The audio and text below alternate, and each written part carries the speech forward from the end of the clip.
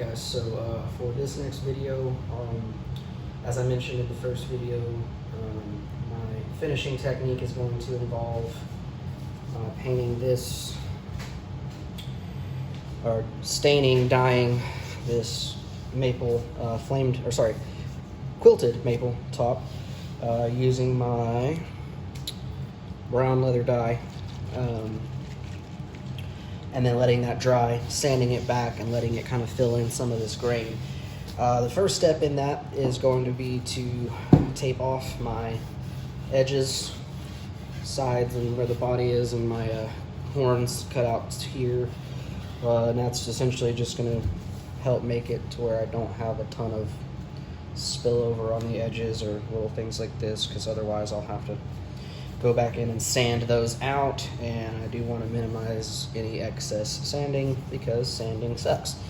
So I'm not gonna show y'all that part, so I'll bring y'all back in just a quick second once I've gotten it taped up. Alright, so finished my quick little taping job there. Just got the edges here, the horns taped up there as well, basically just to minimize the amount of cleanup I'll have to do after my stains and dyes and stuff. So what I'm going to do now, typically before any kind of finishing, you want to sand away any grain that's super high, just kind of get a good smooth surface.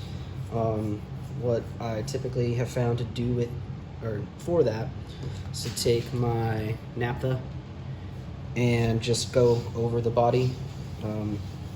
It will bring the moisture that's needed to raise the grain, but will also flash away and dry off quickly. So I'm going to do that now.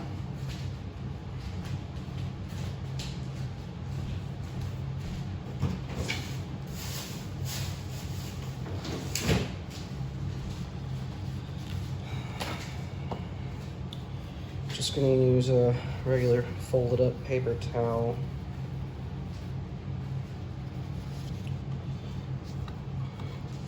And one of the cool things I like when you do this naphtha, it's just kind of a neat little deal, is it'll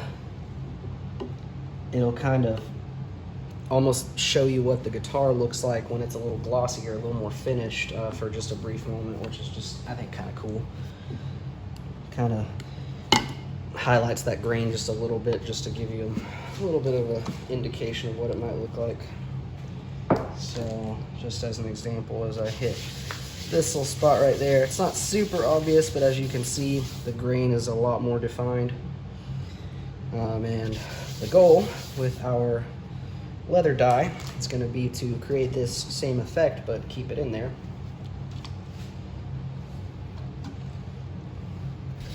So I'm just going over with my naphtha completely over it. And this does a couple of things, as I believe I mentioned previously.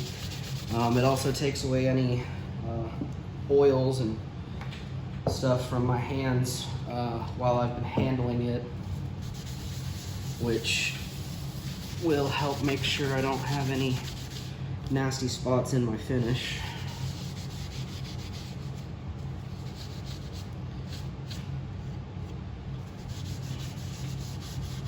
And if you can see that, hopefully it's coming through on the camera, you can really see how much more that grain is popping, which again, I think it's going to look awesome once we get everything done the way I want. So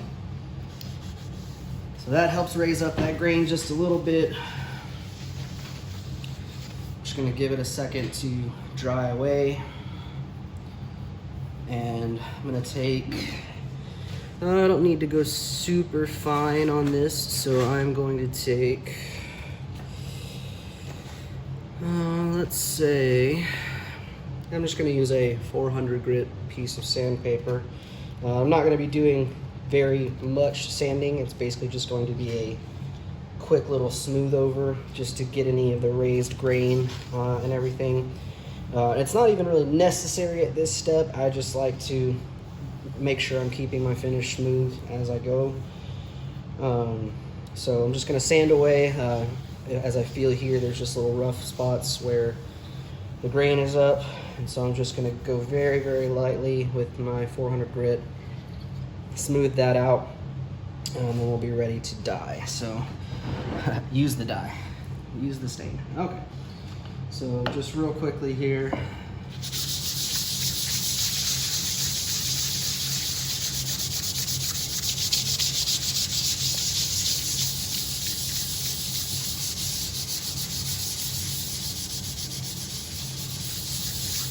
And I'm using, first of all,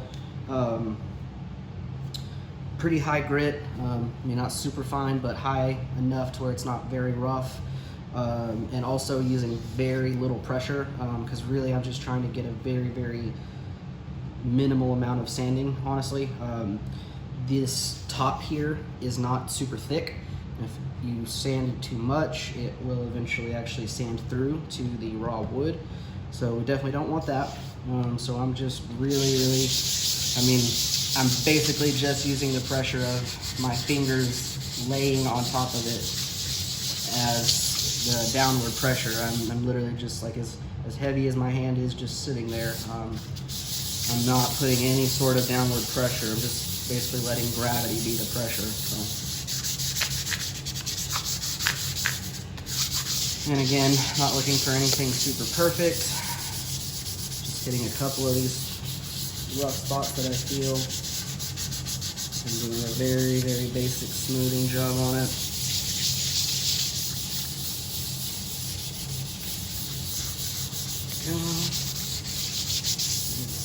Honestly, that should be right about it. I'm gonna go ahead and hit it with some more naphtha to clean up all the dust from that minor sanding. It won't be much, but just another thing we want to make sure to take care of. So once again, hit our naphtha, get our cool little darkening effect going.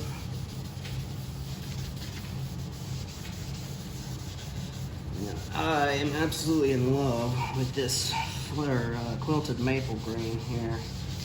I just think it looks super cool. And it's gonna look super nice once we get that all sorted out.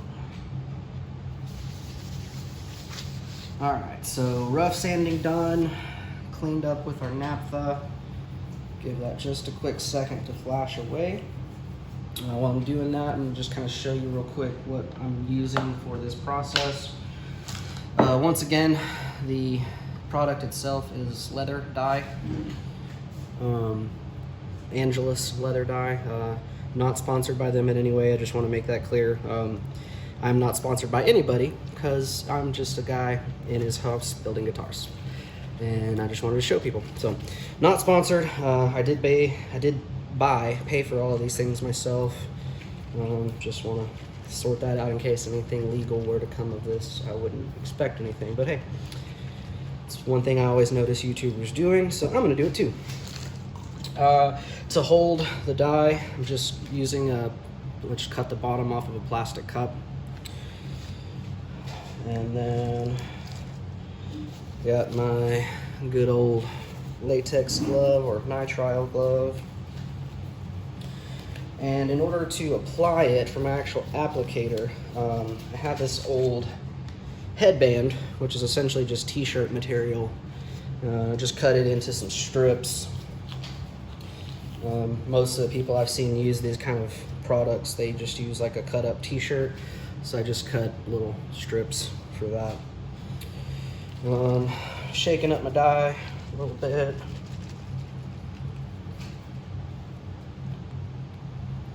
All right, I'm gonna go ahead and pop just a little bit into this cup. A little bit goes a very long way with this stuff from what I've seen. So I'm gonna be, pretty minimal with how much I use, and then I'll just kind of gauge as I go if I need to add more. But from what I've seen, a little goes a long way. So I'm just gonna start in one area and just go through.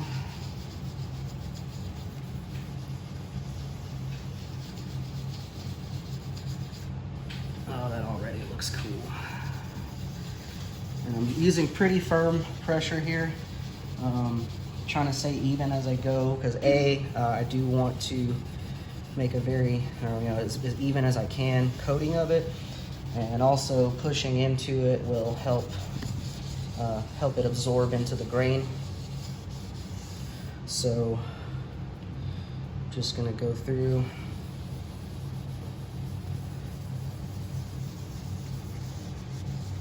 and circular motions in order to keep it smooth and even.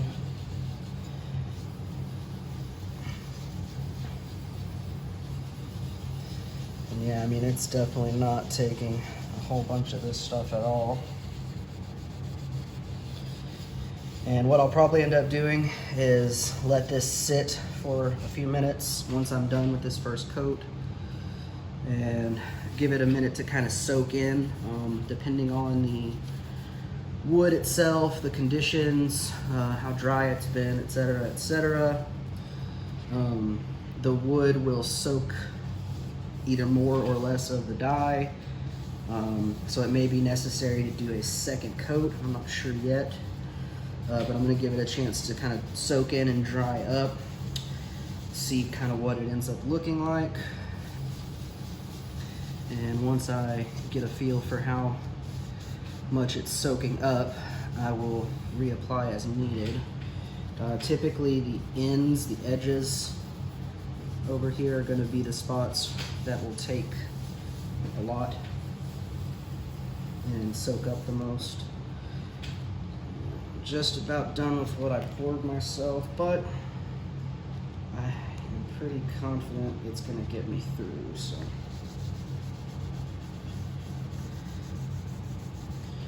And you may notice if you're looking closely, I'm sure my paint job won't be, or my tape job isn't perfect. It's not gonna stop everything. My lines aren't gonna come out exquisitely as far as not having any drip over. I know I will have to go back and sand some of that off and do little cleanup touches on it. Also, apologies for the shaky camera. I'm using a very rudimentary setup to hold the camera there, because it's not a camera, it's actually just a cell phone, and I don't have any tripods or stands or anything cool like that. It's my first video series or any kind of video thing to do, so I don't have any of that stuff, but I was able to sort out a little bit of a setup that will let it sit and record what I need. So there's my first coat done. Looks pretty even. Kind of making sure I don't leave any super blotchy areas. Again, it's not super important for this coat because I'm going to be sanding it back anyway, but I do want to keep it as even as possible as I go. So just touch that spot just a little bit again. Just a touch right there. But yeah, so I'm just gonna let this coat dry and see how much it absorbs, see what it looks like. And honestly, as I've sat here and been checking it out, it actually looks like it is gonna be okay with just this one coat. I can see pretty well that it's highlighting the grain nicely.